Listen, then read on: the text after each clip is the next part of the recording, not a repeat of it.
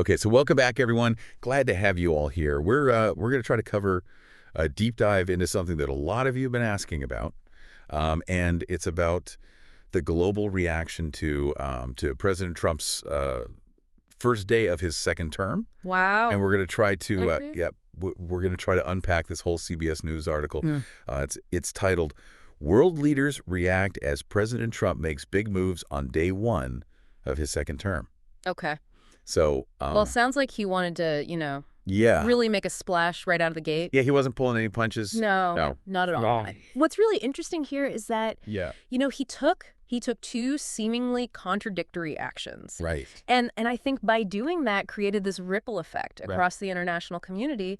And it really highlights the power dynamics at play here. And you know how even a single day can shift global perceptions. Yeah, no, absolutely. And I think that's kind of what we're trying to dive into here is, you have these two major decisions. The article highlights. Yeah. One is withdrawing the U.S. from the World Health Organization. Right. Which, most people know as the WHO. Right. Right. And then, on the other side of that, announcing that the U.S. would rejoin the Paris Climate Accord. And it seems like such a strange juxtaposition of absolutely of, kind of contradictory. They're pulling in opposite directions. Yeah, and it makes you wonder, what was behind that thinking, Well, I think the WHO withdrawal, was met with immediate concern, especially considering that, we're still grappling with a global pandemic. Right. And the World Health Organization plays such a crucial role. Absolutely. In coordinating health efforts. Globally. Yeah, globally. And providing aid to countries in need. Yeah, and we all know they receive, significant funding from the U.S. Yes. So, it really raised questions about, the future of these global health initiatives. And it's a big question mark. It is a big question mark. And even in the article itself,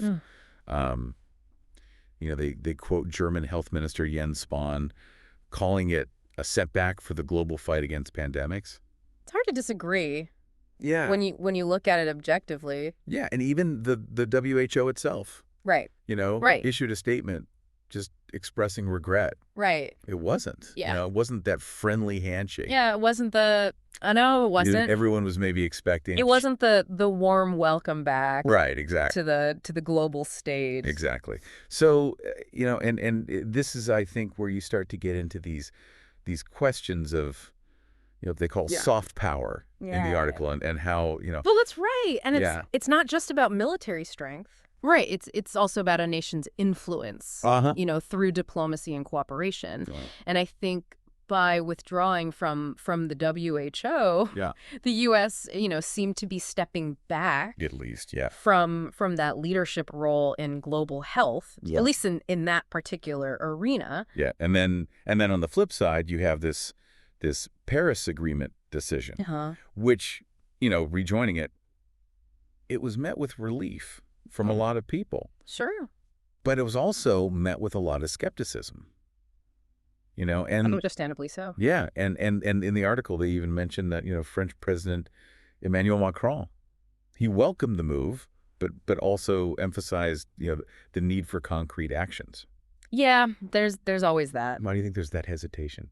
Well, I think it's because, again, actions speak louder than words, especially when it comes to international relations. Yeah. The U.S. had already withdrawn from the agreement once under the Trump administration. So this return, while it was symbolically important, raised questions about the U.S.'s long-term commitment to tackling climate change. Absolutely, yeah. And I think that's something that everyone's going to be looking at going forward. Yeah, it's a wait and see approach. Yeah, exactly. And so you have this bold, almost defiant move away from global health cooperation with WHO, and then on the other side you have this step back towards climate engagement with the Paris Agreement. Yeah. But there's this lingering doubt. Right. It almost feels like a strategy.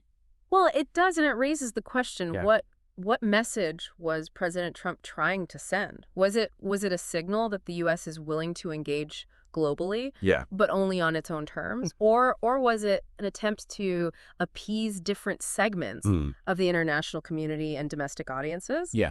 It's It's a puzzle with pieces that don't quite fit together yet. Yeah, no, absolutely. And I think, he kind of wanted to keep everyone guessing. Yeah. Like day one of your second term. You think you'd want to ease into things. You'd think you would. A little bit, yeah. So what do you think? What do you think the long-term impact of these actions might be?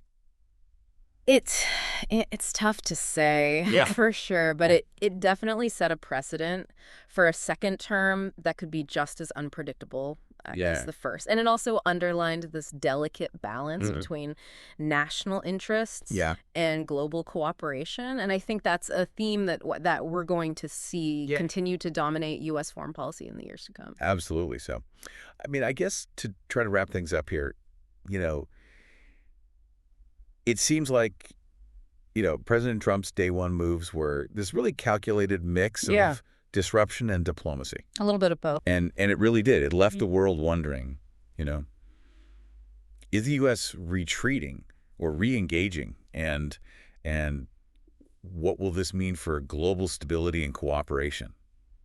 That's the million-dollar question. It is. Isn't it? Yeah.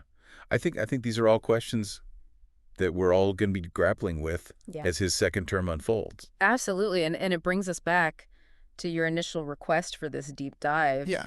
I think understanding these early decisions is crucial to understanding, the trajectory of President Trump's second term and its impact on the world stage. I mean, the ripple effects of these decisions will be felt for years to come. Absolutely. Yeah. This is just the beginning of what is a very, very complex story. It is. And one that I think everyone's going to want to kind of keep a close eye on. Keep watching, that's for sure. Yeah, absolutely. Well, hey, thanks for joining us on this deep dive, and we'll see you next time. Thanks for having me. Appreciate it.